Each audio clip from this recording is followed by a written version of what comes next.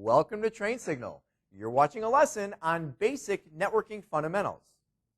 Now, in this lesson, I will tell you, well, just like the title says, this is going to be very basic networking fundamentals, or really just kind of the foundation of everything else that we're going to cover in this course.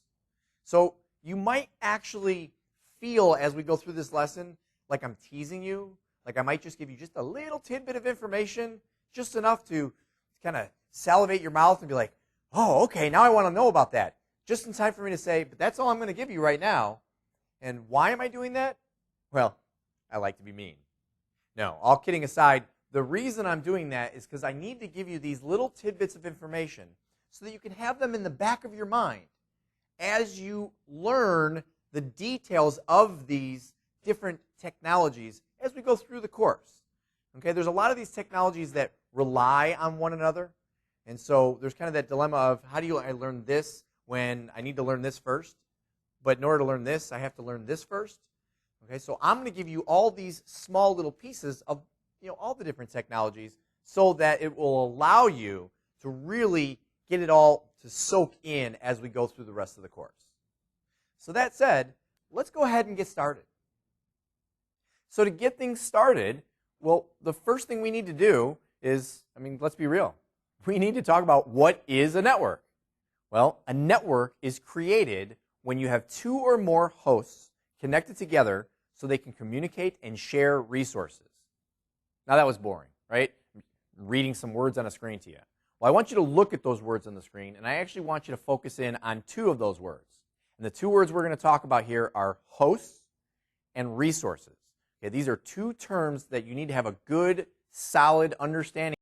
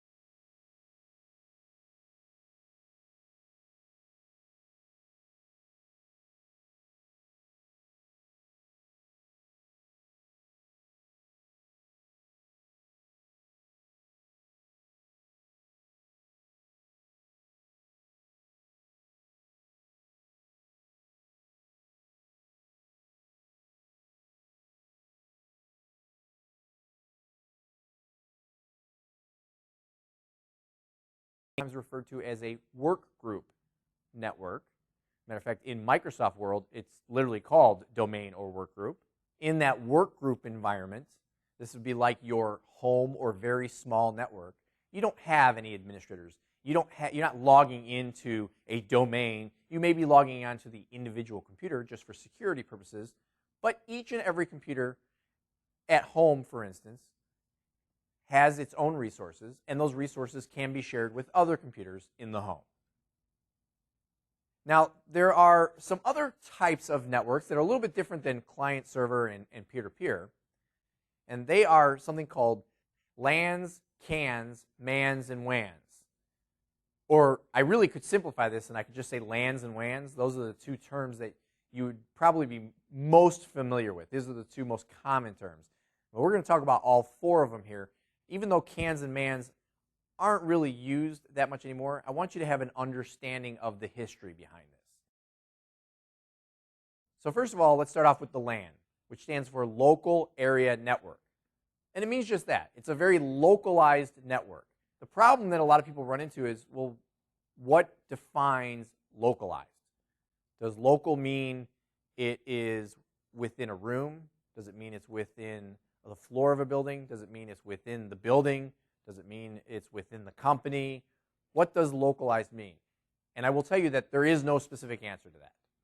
What I can tell you is that most typically it's referred to as within the building.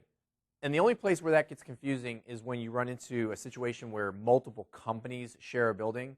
Then you get my company's LAN versus your company's LAN. So you have multiple LANs within the building. But if you think of it as your company's network within a single building, that is a very simple definition of a LAN. Now let's grow from here. And the first place we can grow to would be a CAN, which stands for Campus Area Network. With a campus area network, you are now extending the network to multiple buildings, but to be specific, you are extending it to multiple contiguous buildings. Or in some cases, it's looked at as multiple buildings which exist on a single property. And if you think of the definition of a campus, or even if you get about the literal definition of a campus, think of where you hear the term campus. Usually it's either a very large business complex, right? You have a property that has a lot of buildings on it and it's all the same company, or a school. Very often at schools, at colleges, right? It'll be one big property, but you have all the different buildings. Those are a campus. So a campus area network is just that. It's a network that extends to all those buildings on that same property. Now, growing our network from there, we go into a MAN, a metropolitan area network. Now, I will tell you that this is a term that, of everything that we're going to go over in this entire lesson, is the least used term by today's standards. And once I explain exactly what it is, I'll explain why we don't use the term very much anymore. A metropolitan area network is where we extend our network out to multiple buildings, so we'll say multiple locations, but still contained within a metropolitan area. The problem is there's, once again, some gray area on what defines a metropolitan area. Now, there's a number of different definitions that I have heard over the years. One definition is that it's within a 100-kilometer radius. That would make it within a metropolitan area. I've heard people talk about, well, if it's near a big city. All right, so I happen to live near Chicago, so if you're within Chicago or the surrounding suburbs, you're within the Chicago metropolitan area. And another definition, and this is the one that really was the main reason we had this term, and also why we don't currently use the term really that much anymore, is if you are within a local calling area.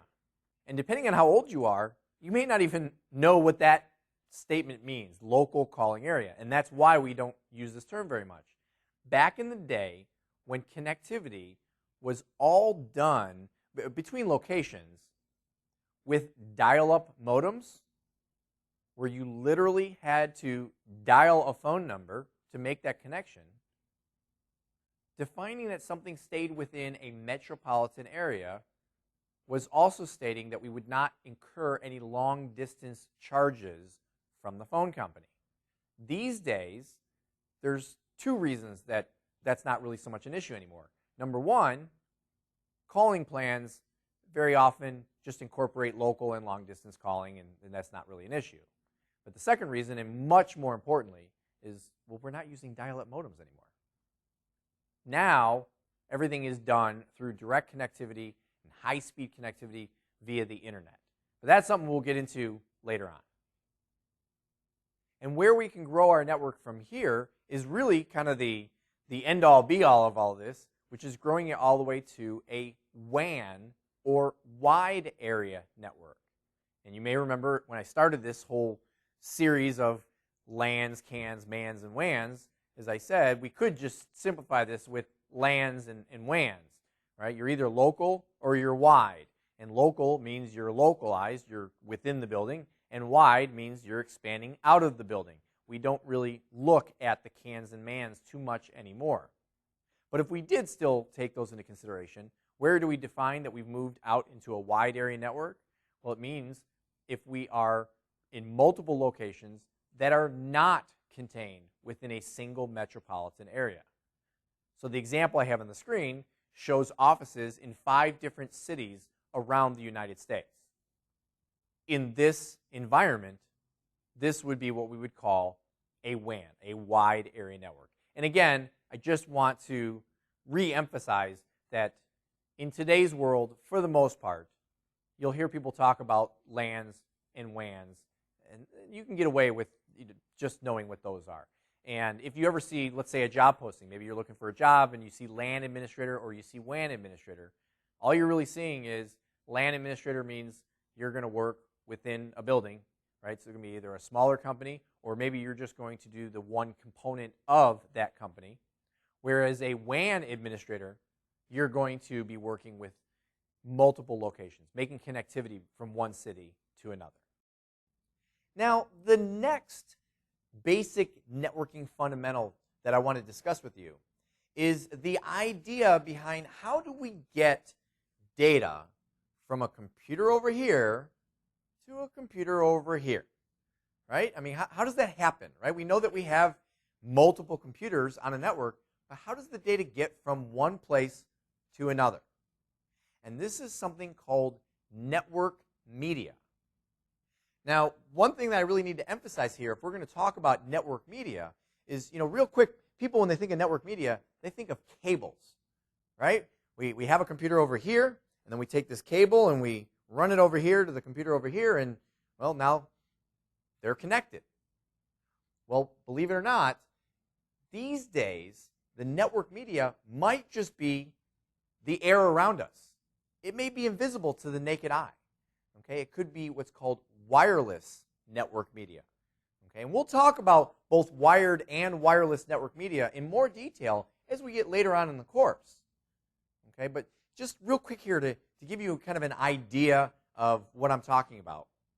I have here one of the most typical network cables that is used in today's, well, at least office networks. Okay, it happens to be a Cat5 twisted pair cable. Some people call it an Ethernet cable.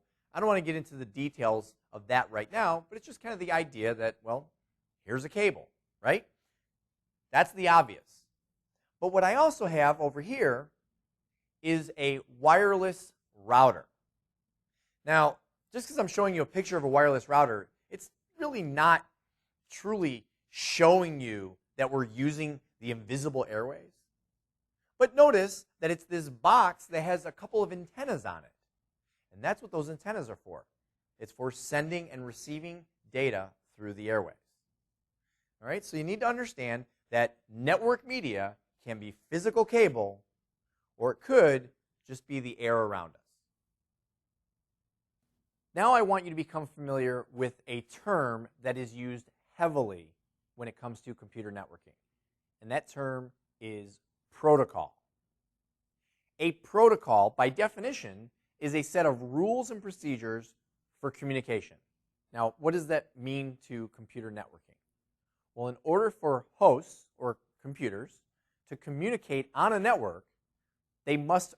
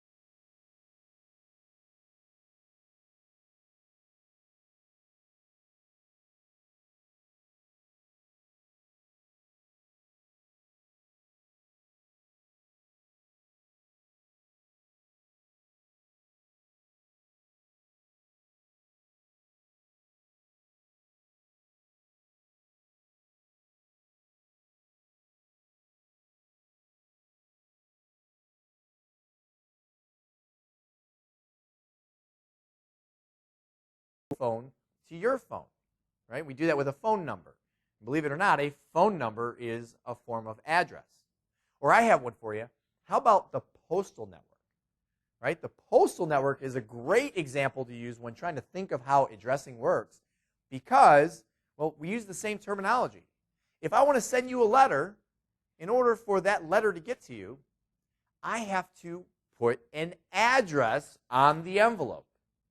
And I will also tell you, and you'll see this in much more detail when we get to the various lessons on TCP/IP and IP addressing, you'll see that the addressing and the way it works with the postal network, where you have a breakdown of that address, right? You have the name, and you have the street number, and street name, and city, and state, and zip code, and country if it's international. You have all the different components of the address.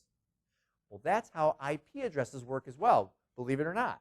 You may see it as just a bunch of numbers, but there is actually a breakdown, and we're going to learn all about that when we get later on in this course.